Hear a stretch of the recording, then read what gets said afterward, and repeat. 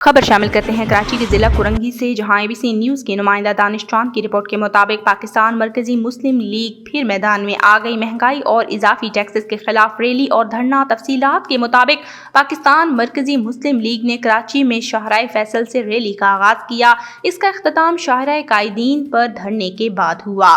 مظاہرین نے پلے کارڈز اور فلیکس اٹھا رکھے تھے جس پر مختلف نعرے درج تھے: مہنگی بجلی نامنظور، حاکم مالا مال ہے، بھوکا میرا لال ہے، غریب کا چولہا چلنے دو۔ رہنماؤں کا کہنا تھا کہ غریبوں کی کمائی بجلی گیس کے بل ادا کرنے اور اس کے ساتھ ٹیکس بھرنے میں لگ جاتی ہے۔ دھرنا میں کارکنان کے ساتھ ساتھ تمام ذمہ داران اور اعلیٰ قیادت بھی آخر تک موجود رہے، جن میں سندھ بلوچستان کے صدر فیصل ندیم، کراچی کے صدر احمد ندیم اوان، انجینئر نعمان، مہدی اسحاق اور انیس انصاری و دیگر موجود تھے۔ اس مہم کو پاکستان کے تمام شہروں میں شروع کرنے کا اعلان کیا۔